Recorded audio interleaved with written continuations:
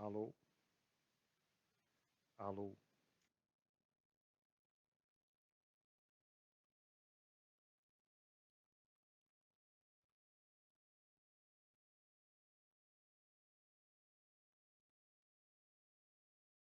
Passando agora para os exercícios relacionados a strings e caracteres, a gente vai começar por escrever uma função em linguagem C para editar uma string, para manipular a questão de letras minúsculas e letras maiúsculas.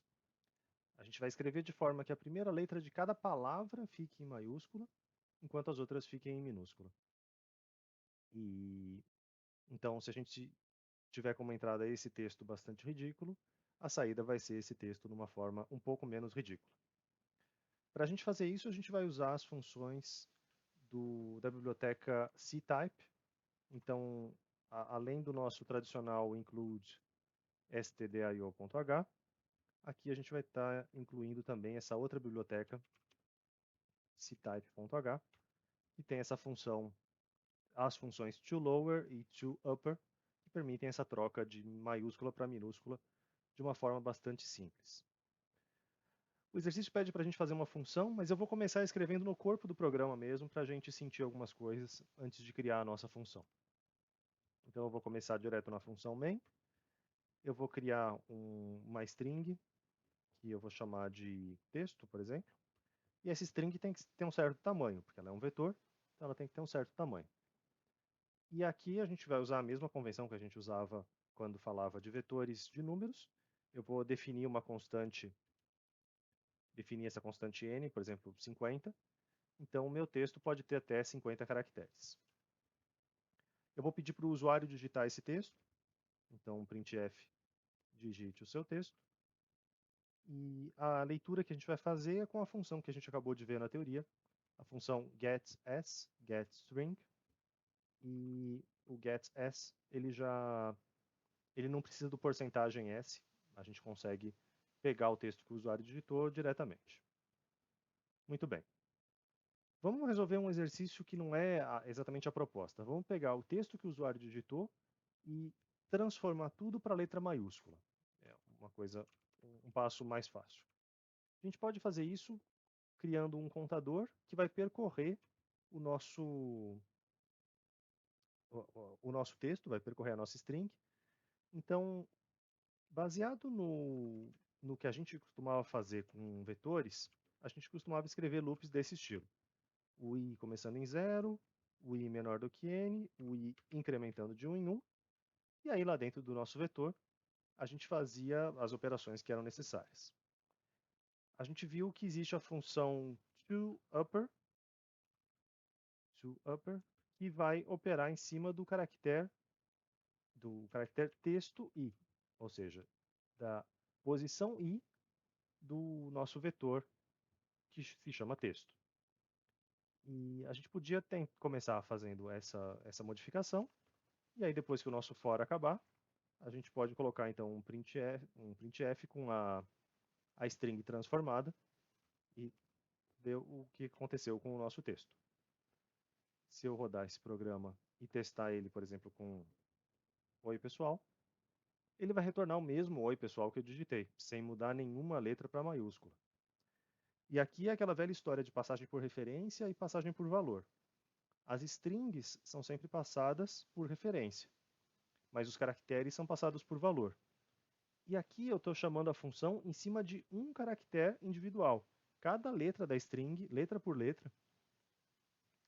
E então o que a gente pode fazer aqui, a gente não está acessando a string toda de uma vez. A gente está acessando cada um dos seus caracteres. Então, esse caractere seria modificado dentro da função, mas como é que eu atualizo? Está faltando atualizar alguma coisa aqui. E o está faltando atualizar nada mais é do que fazer com que texto i receba toUpper. Então, aqui sim eu estou mudando a string. O toUpper simplesmente vai trocaria o O por O maiúsculo, o I por I maiúsculo, mas se eu não colocar esse resultado em nenhum lugar, isso não vai fazer diferença na minha variável texto. Então, se eu rodar de novo esse código aqui, rodando desse jeito e repetir a mesma entrada, oi pessoal, agora sim ele vai fazer, ele vai transformar cada uma das letras da nossa string, transformar isso para maiúsculo. Tá, só que o que a gente quer fazer não é exatamente isso, né? A gente quer transformar a primeira letra só de cada palavra em maiúscula e a gente quer forçar as outras a ficarem em minúscula. Então a gente tem que ter alguns ifs. Se o i é igual a zero, i igual a zero quer dizer que é a primeira letra de todas. A primeira letra de todas, a gente quer fazer essa transformação de minúscula para maiúscula. Se Quando é que a gente sabe que uma palavra começou? Uma palavra começou quando ou ela é a primeira palavra de todas, que a gente já cuidou, ou o caractere que vem antes é um espaço. Então, se o S, o texto i-1, eu estou investigando a posição i. A posição i-1 é uma posição anterior. Se é uma posição anterior for igual a um espaço, então aqui eu digitei abrir aspas, aspas simples, porque é a marca de caractere, dei um espaço, barra de espaço normal do teclado, e fechei as aspas.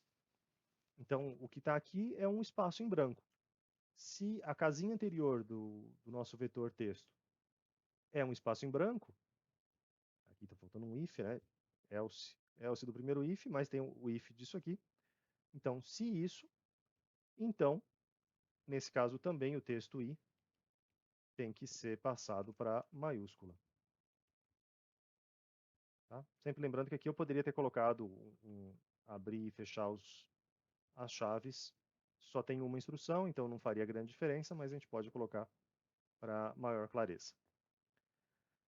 E então aqui eu cuidei das palavras, de mudar as primeiras letras, e se eu quiser garantir o que vai acontecer com com as outras letras eu posso forçar elas a serem minúsculas. Então, se elas já forem minúsculas, isso não vai fazer diferença, mas se elas não forem, essa linha de código vai obrigar elas a se tornarem minúsculas. E agora, se eu testar essa nova função com oi pessoal escrito todo errado assim, a primeira letra de cada palavra foi para maiúscula e as maiúsculas que estavam perdidas aqui no meio foram para minúscula. Então, o nosso programa está funcionando, pelo menos está nessa forma aqui de programa, ele está fazendo alguma coisa interessante. Faltou o return zero, que ele não deu nenhum erro, mas está faltando para a gente ter certeza que o programa encerrou corretamente. E faltou transformar isso aqui em função. Para transformar em função, eu posso criar uma função que não vai retornar nada, ela só vai modificar uma string. Então eu vou chamar essa função de convert maiúsculas, que opera em strings. Então opera em vetor de caracteres. E já que é um vetor, eu posso chamar ele dessa forma, o vetor S de uma string qualquer, e os colchetes para indicar que é um vetor. O corpo da minha função convert maiúscula, que opera nesse S, e esse trechinho de código que a gente escreveu aqui, isso pode ir para o interior da função.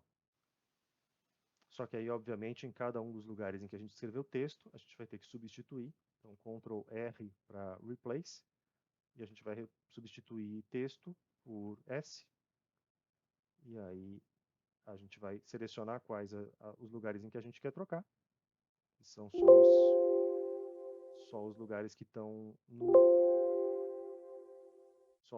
no corpo da função e não todos. Muito bem, e a nossa função não vai retornar nada, porque aqui a gente está tirando proveito do fato de que a string inteira é passada por referência. Então eu posso chamar a função convert maiúsculas em cima de texto, sem nenhum retorno, sem receber nada, porque o texto que vai ser modificado aqui dentro da função vai impactar fora da função também. Se eu rodar essa função, esse programa como um todo, com alguma outra entrada diferente, ele vai continuar com o mesmo comportamento que a gente gostaria. E a última coisa que a gente pode fazer de diferente quando a gente está lidando com strings é que, nesse caso que eu digitei só oi pessoal, por exemplo, a minha string não tinha 50 elementos como estava declarado aqui. Então a gente pode tirar proveito do fato de que a string pode acabar antes desse número n que a gente determinou, e isso pode ser feito com um if se o elemento da posição i for igual, entre aspas simples, para dizer que é um caractere, barra zero. Barra zero é aquele caractere especial em que indica o final de uma string. Então, se a gente tem esse último caractere com barra zero, o que a gente vai fazer é colocar um break para sair do loop for antes de percorrer todos os is. A gente pode ilustrar que isso está funcionando se a gente colocar aqui no começo da nossa função, do nosso loop, um printf para mostrar o contador em cada uma das iterações. Então, em cada linha ele vai escrever. E se eu rodar a função desse jeito, não vou nem escrever o pessoal inteiro, a gente percebe que o nosso contador só foi até a oitava casinha, até a sétima posição, porque é o número de caracteres que eu tenho aqui. E aí, a hora que ele chegou nessa posição, ele terminou. Então, a gente está tirando proveito disso para não percorrer as 50 casas do vetor completo, que é o que aconteceria sem esse if. Aqui, lógico, esse vetor é pequeno, o ganho de tempo não é tão grande, mas é uma forma alternativa. Então, você não precisa usar o n para controlar o final desse loop. Daria para fazer, por exemplo, um while e fazer um while até chegar nessa casinha em que tenha o caractere de terminação da string. É isso.